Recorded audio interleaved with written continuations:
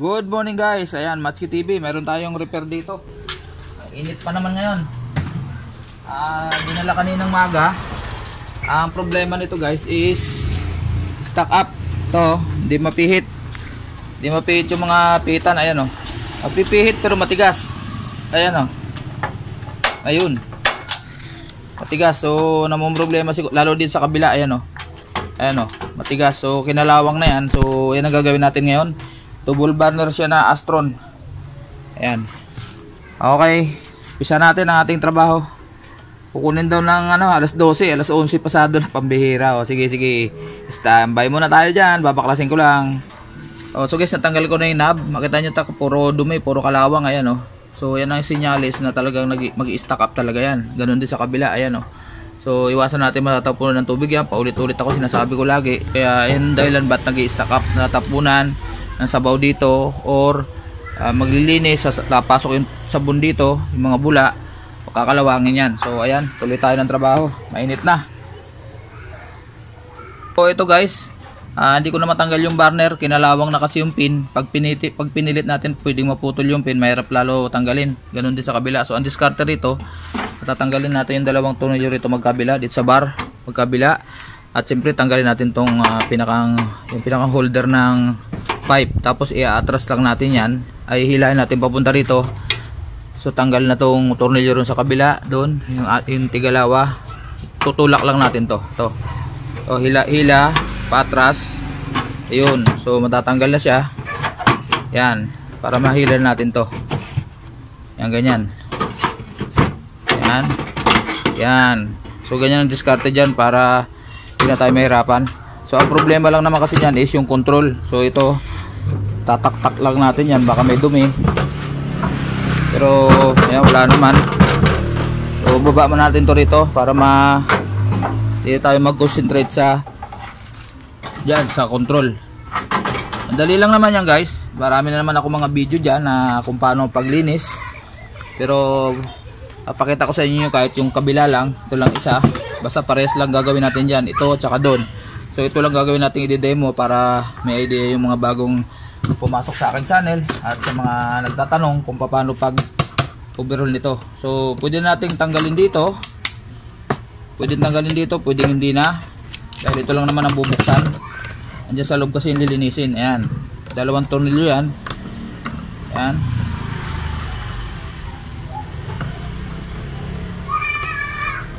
Tapos siyempre gas din ang gagamitin natin panlinis. Ayan. O, may mga upload na naman ako ng video tungkol dito, yung pag-assemble niyan. Gaya nung ginawa ko kahapon na glass top, single burner, yun din ang naging problema. So ayan, yan ang lilinisin natin yan para hindi mahirap pihitin. Tsaka to, ayan o, itong number 1, pag kinalawang yung loob nito, yung pinakang hammer, ayan o, mahirap kalabitin. So yan ang isang dahilan kung bakit hindi mapihit. Okay, so siyempre bubuksan din natin to para ma-overhaul din. Ayun, matigas. Yun. Ayun, ang problema. Pag ganyan matigas, kailangan natin ng pamukpok. So, naipakita ko na rin naman sa inyo ito kung paano paggawa. Ulitin lang natin. Kailangan natin ng magandang klaseng Phillips screw, yung bakal, para buo yung likod. Solid. Para pag pinukpok natin, so ganyan lang natin yan. Kita ba? Yung kita. So ganyan. So gagalaw lang yung camera guys, isa-shock lang natin to. Yan. Tapos pihit. Ayun, matigas pa rin. So dito sa baba para medyo solid. Kailangan kasi pupukpok natin ng maayos. Yan, ganyan. Tapos palakasin natin. Ayan. Shock lang natin. Ayun. Ayan, tanggal na.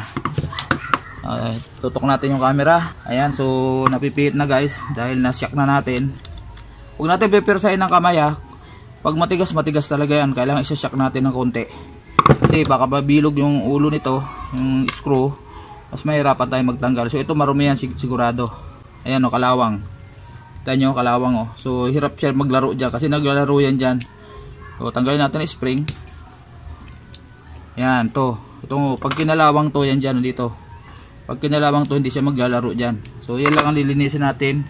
Sama to, tsaka yan, tsaka yun. Yan, okay, standby. So ayan, kagaya ng dati, ito lilinisin natin to. Ito yung gas. Hugasan natin to para matanggal yung mga dumi yan. Yan, hugas lang natin ay gas, walang iba. Yan. Ayan, ito ganun pa rin. Susundutin natin dito para gumalaw yung pinakang jet nya. Ayan, oh. Para matanggal yung mga dumi-dumi dyan sa pagitan yan. Ating ihip lang. Ayan. Ito, tabi natin yan. Tabi natin yung mga pyesa.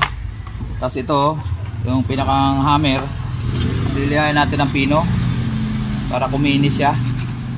Kasi ito ang dahilan minsan kaya nag-i-stack up, hindi natin ma-click. Kasi ito yung hammer kung tawagin. Ayan, kunti lang naman ang dumi. So ito, siyempre linisin natin to. Ito yung nag-i-stack up din. Pag maraming umido na yan, hindi naman siya ganun karumi. So ganyan lang. Talagyan natin ng langis yan mamaya. Ayan. Pag may kalawang, lihahin. Kailangan kasi makagalaw dyan ng maigi, yung makalaro dyan yung hammer. Pag marumi yan, siyempre hirap. Yan, okay na yan. Ito wala namang problema to, yung magneto. Isa-isahin lang natin. Tsaka to, ito yung dito, ito yung cover sa ano yan, dito dumadaan yan, naglalaro yan dyan. Ngayon pag makalawang to, siyempre hirap din. So magas pang gagamitin natin dito para matanggal yung kalawang. Madali lang to guys kasi gagamitin daw ang tanghali. Tanghali na dumating pero gagamitin din ang tanghali. Yan, kailangan makinis yan. Yan. Saan ba yun? Ano pa yung mga pyesa? Ito, tamo, kinalawang na yun ang spring. Okay pa naman yan. Spring na yan, tabi natin. Yun. Babalik naman natin yan, madali lang naman yan. Marami naman ako mga upload na dito sa aking channel. Yan, tapos ito, tabi natin to, baka maganda wala. Ito, inisin natin itong loob na to. Yan. So wala naman dumi yung loob, yung mga butas. Oh, merong konti. So kailangan natin ng perdible para matanggal yung nakabara. Gamit tayo nito. Yan, unatin lang natin tong perdible para maipasok ng maayos. Ito, meron kasi ditong butas papunta sa lighter. Pag barado to, marami mga tutulian eh. Ayan, oh. Ayan guys, oh, kita nyo to, dumi yan. Ayan, oh. Yan. So pag naipon yan dyan, maliit lang ang butas nito, hindi siya mag-automatic dahil barado yung sa lighter. Sa lighter yan guys. Yan. Tapos siyempre hugas. Yan.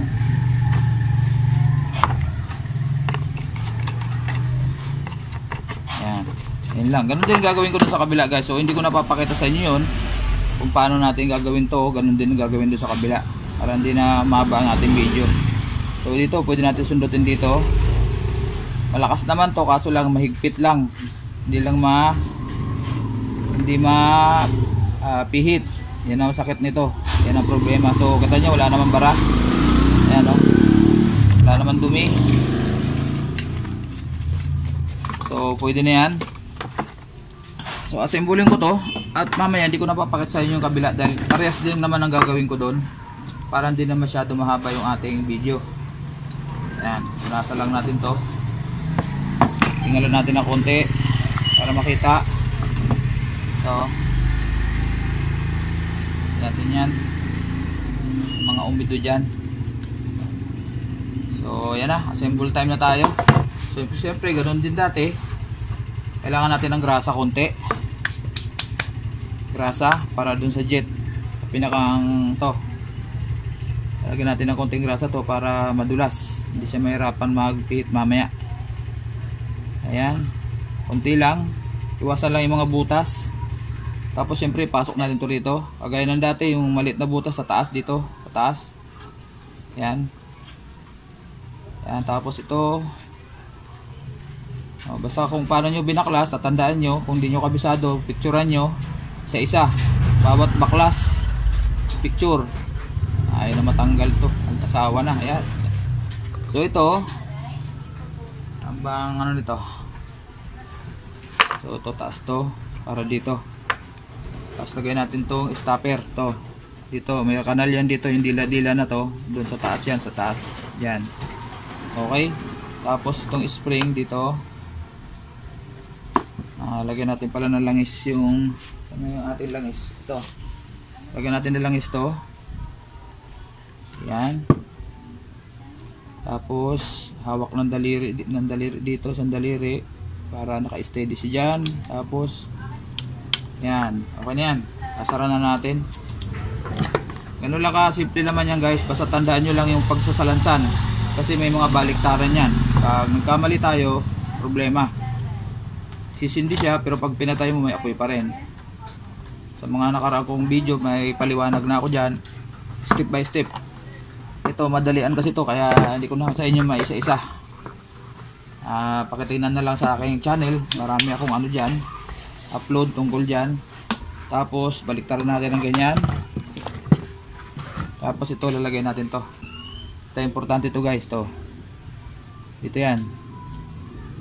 Ito. Ganyan yan. Tapos pasok natin ng ganyan. Ito lang mahirap pag yung hindi natin binaklas. Ayan, pero pwede naman ipasok yan ng ganyan. Tiyaga lang. Kailangan sentro. Yun. Yan. Tapos ganyan ang pwesto. Importante to. Ang paglagay nito ay ito muna. So nalihan na natin yan. Lagyan natin ito rito. Yan. Tapos lagyan ng langis. Yan. Tapos itong nakausli na to, dito natin ilalapat sa parting yan. Ganyan. Pero ito muna ipapasok natin doon sa pinakang may hiwa yan. Yan.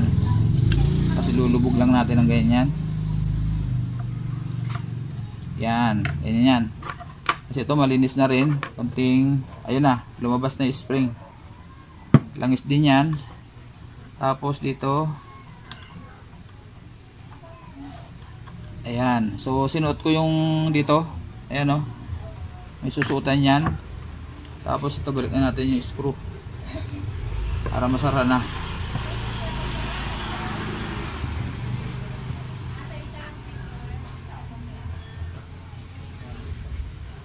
Ito, try nating higpitan din, baka minsan lumuluwag yan, maaaring sumingaw dyan yung gas. Mahigpit naman dahil may gasket yan dyan guys. So balik natin to at matesting natin, pihitin natin kung okay na. Yan, ganyan. Ayun, malambot na guys. O, ayan o. Kanina hirap eh. Ayan o, ganun lang. So ganun din ang gagawin ko dun sa kabila. Hindi ko na sa inyo papakita guys, para hindi na masyado mahaba ang ating video. So ganun din ang gagawin natin. Okay, standby. Siyempre, so okay na, gawa na yung yung control. Ito siyempre tanggalin natin yung ng buong mga dumi dito. Ayan o. Ayan. Okay. Basahan. Tanggalin natin para medyo malinis naman. Siyempre doon din sa kabila. Ayan. Gas lang guys, madali maglinis pag gas. Ayan. Ayan o. Dali maglinis pag gas ang ginamit. Ayan. Malapit na dumating may ari. Alas 12 na. Ayan. So assemble time. Ay, madali ang trabaho. Okay. Hindi ko na sa inyo papakita. Assemblein ko to. Kasi medyo tagal-tagal din pag-assemble. Marami naman akong video na paano pag-assemble. Basta i-ready na natin itong mga gamit. Okay. So ito, tornilyo na natin. Basta dito lang ang bakla sa gilid. Tigalawang tornilyo para maiangat natin yan. Pag ganito problema ha, pero mas maganda kung matatanggal nyo yan. Kasi ito, kalawang na yung pinakampin. Delikado kasi yung pag naputol yun, hirap magtanggal. So si sentro lang naman. Ayan oh. Ayan. Ayan, tapos ito. Tapos testingin na natin. Tapos na yan. Okay. Ayan.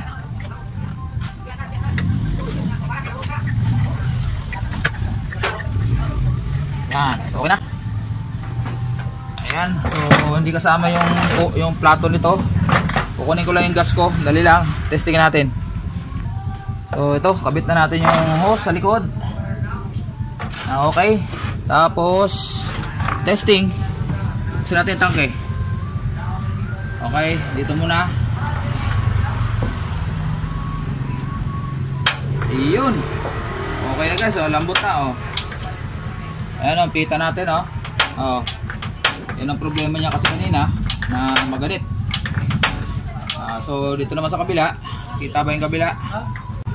Ayun. Iyon. So okay na guys. Ayan. Parehas na ayos natin yung problema ng customer na stock up yung control. So ayan na, maraming salamat sa inyo guys.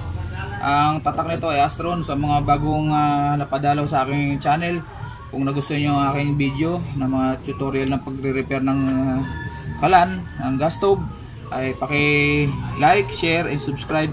At syempre paki-hit na rin ang notification bell sa taas para updated po kayo sa lahat ng mga videos na aking i-upload sa aking channel.